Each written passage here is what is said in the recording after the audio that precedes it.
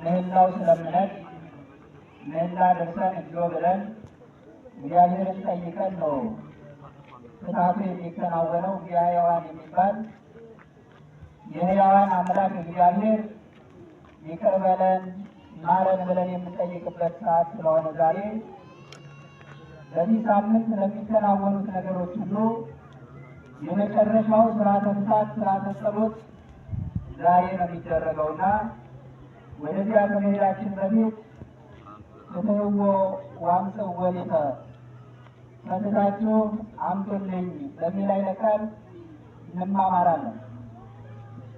ግን አይሰማም። ድምፃችሁ የእናንተ ድምፅ ነው የሚሰማኝ እንጂ ለእኔ የምናገረውም ራሱ እስኪ ተረጋጉ ልጆች ላይሆን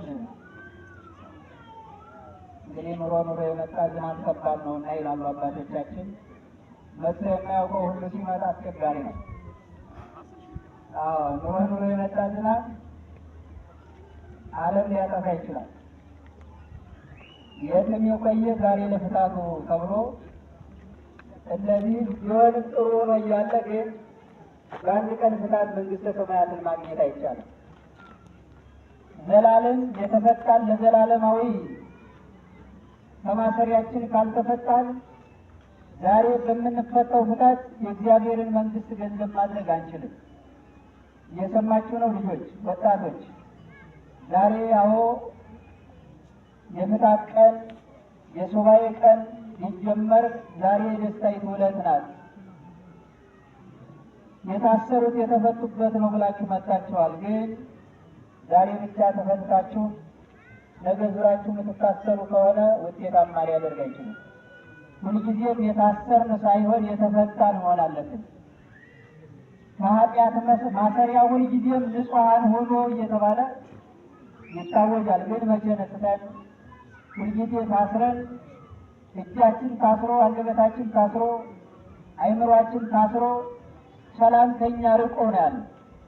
በአንድ ቀን ፍትሐት በአንድ ቀን ምጽዋት የእግዚአብሔርን መንግሥት ገንዘብ ማድረግ አይቻልም። ዛሬ የሰጠው ሰው ነገ ቅድስናውን ይዞ ሲጓዝ እንጂ ዛሬ ሰጥቶ ነገ ቢቀማ ከማሰሪያ ታስሮ ተፈቷል ሊባል አይችልም። እንደታሰረ ነው ማለት ነው።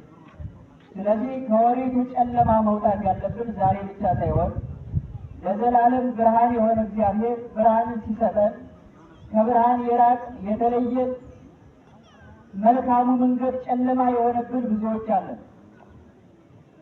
ስለዚህ ዛሬ ብቻ መምጣታችን ደስ ይላል። ግን ነገ ማንገኝ ከሆነ የተፈታነን ብለን አናስብምና ጌታ በሚያስተምርበት ጊዜ ብዙ ምሳሌዎችን እየተናገረ የቤተ መቅደሱን መፍረስ ቤተ መቅደሱን አዙሬ እሰራዋለሁ፣ አንጸዋለሁ፣ አነሳዋለሁ እያለ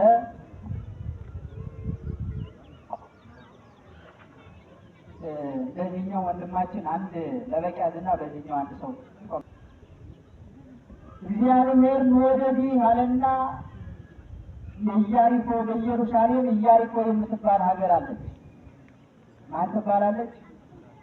ኢያሪኮ ትባላለች።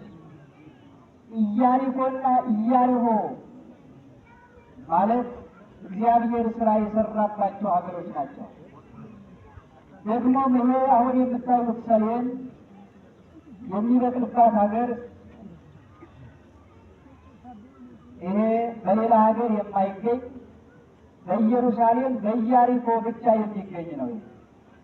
ጌታ ትምህርት ያስተማረ በኢያሪኮ ነው። ምን ብሎ ከተባለ ሄዱና ወደፊታችሁ ያለ የሀገር ጎረቤት በልዩ ስሙ የሚጠራ ነገር ግን በኢያሪኮ ክፍል ያለ ሀገር አለ። ከዚያ ሄዱና አህዮች የታሰሩ አህዮች አሉ፣ እነሱን ፈታችሁ አምጡልኝ ብሎ ባለቤቱ እግዚአብሔር ጴጥሮስና ዮሐንስን ከሐዋርያት መካከል ለይቶ ልኳል። መርጦ ማለት ነው። መጀመሪያ ሆሮ ሀገር ዘቅድሜክሙ እንሆ ወደፊታችሁ ወዳለው ሀገር ሂዱ ማለት ምን ማለት ነው? ወደፊታችሁ ለምን አላችሁ? በኋላችሁ የታሰሩ አህዮች አሉ።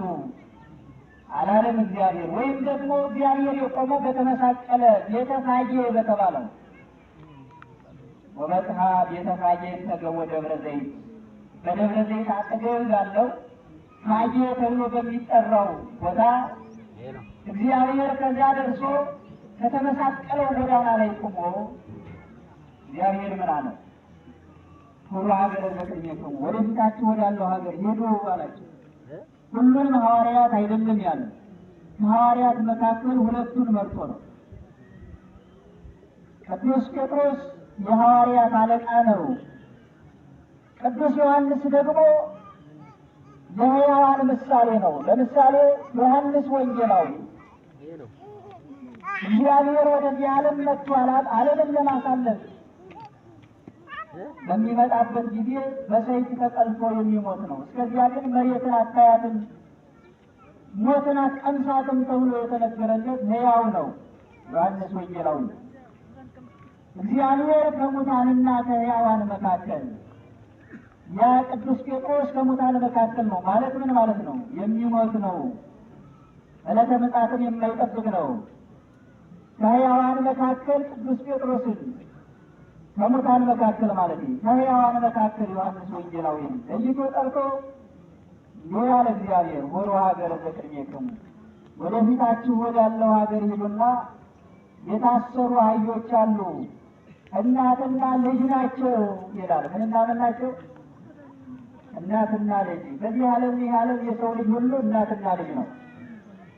የአንድ ሰው ልጅ የአዳም ልጅ ነው ሰው። እናትና ልጅ ናቸው አህዮች የታሰሩት። ልክ በሉ። የአንድ የአዳም ልጅ ደግሞ በምን ታስሮ ነበር ካላችሁ፣ በኃጢአት ማሰሪያ በኃጢአት ሰንሰለት ታስሮ ነበር። አህዮቹን ፈትታችሁ አምጡ ማለት ዓለሙ ከኃጢአት ማሰሪያ የሚፈታበት ዘመን ደርሷል። እኒህን አህዮች ፈትታችሁ አምጡልኝ አለ እግዚአብሔር። አህዮቹ የእኛ ምሳሌ ናቸው። የምን ምሳሌ ናቸው? የእኛ የአሕዛብን የእስራኤላውያን ምሳሌዎች ናቸው። ሁለት ናቸው። ሕዝበ እስራኤልና አሕዛብ በሚል ተከፋፍሏል። እስራኤላውያን ሕግ የሚያውቁ ናቸው፣ ስርዓት የሚጠይቁ ናቸው። ከሕጋቸው ውጭ ሌላ የማይቀበሉ በሕጋቸው የሚኖሩ ናቸው። እናቲቱ አህያ በእስራኤላውያን ትመሰላለች፣ ልጅቱ ደግሞ በአሕዛብ ትመሰላለች። እናቲቱ አህያ መጫን የለመደች ናት፣ ልጅቱ ግን መጫን አልለመደችም። መጫን የለመደችው ለእስራኤል ምሳሌ የሆነች